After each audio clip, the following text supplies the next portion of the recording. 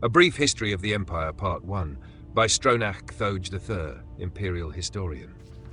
Before the rule of Tiber Septim, all Tamriel was in chaos. The poet Trasisis called that period of continuous unrest days and nights of blood and venom. The kings were a petty lot of grasping tyrants who fought Tiber's attempts to bring order to the land. But they were as disorganized as they were dissolute, and the strong hand of Septim brought peace forcibly to Tamriel.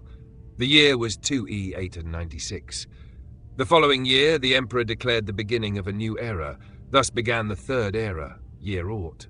For 38 years, the Emperor Tiber reigned supreme. It was a lawful, pious, and glorious age, when justice was known to one and all, from serf to sovereign. On Tiber's death, it reigned for an entire fortnight as if the land of Tamriel itself was weeping. The emperor's grandson, Pelagius, came to the throne. Though his reign was short, he was as strong and resolute as his father had been, and Tamriel could have enjoyed a continuation of the Golden Age. Alas, an unknown enemy of the Septim family hired that accursed organization of cutthroats, the Dark Brotherhood, to kill the Emperor Pelagius I as he knelt at prayer at the Temple of the One in the imperial city. Pelagius I's reign lasted less than 3 years. Pelagius had no living children, so the crown imperial passed to his first cousin, the daughter of Tiber's brother Agnorith. Kintyra, former queen of Silvanar, assumed the throne as Kintyra I.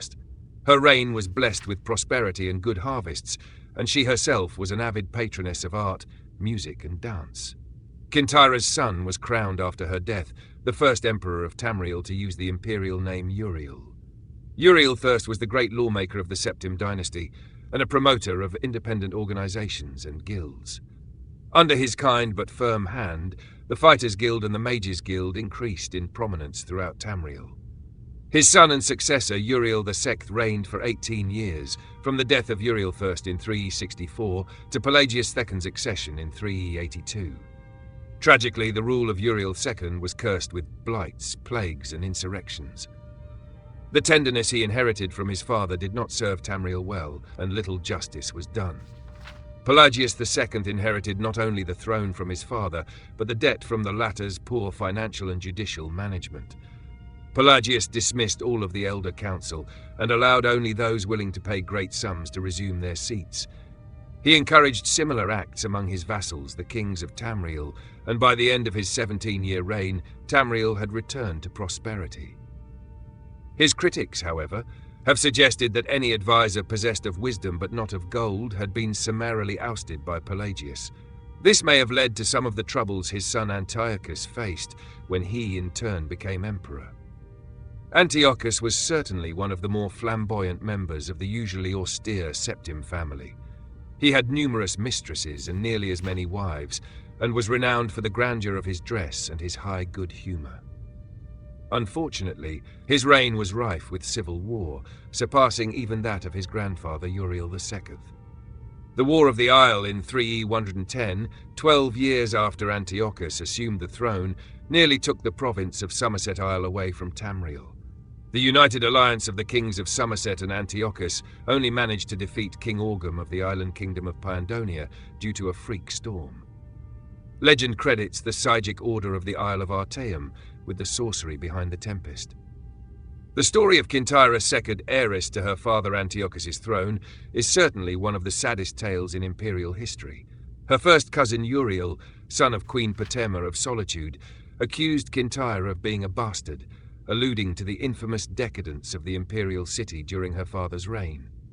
When this accusation failed to stop her coronation, Uriel bought the support of several disgruntled kings of High Rock, Skyrim, and Morrowind, and with Queen Patema's assistance, he coordinated 3 attacks on the Septim Empire. The first attack occurred in the Iliac Bay region, which separates High Rock and Hammerfell. Kintyra's entourage was massacred and the Empress taken captive. For 2 years, Kintyra II languished in an imperial prison believed to be somewhere in Glenpoint or Glenmoral before she was slain in her cell under mysterious circumstances. The second attack was on a series of imperial garrisons along the coastal Morrowind Islands. The Empress's consort Continarinx fell defending the forts. The third and final attack was a siege of the imperial city itself, occurring after the Elder Council had split up the army to attack western High Rock and eastern Morrowind. The weakened government had little defense against Uriel's determined aggression and capitulated after only a fortnight of resistance. Uriel took the throne that same evening and proclaimed himself Uriel III, Emperor of Tamriel. The year was 3E 121. Thus began the War of the Red Diamond, described in Volume 2 of this series.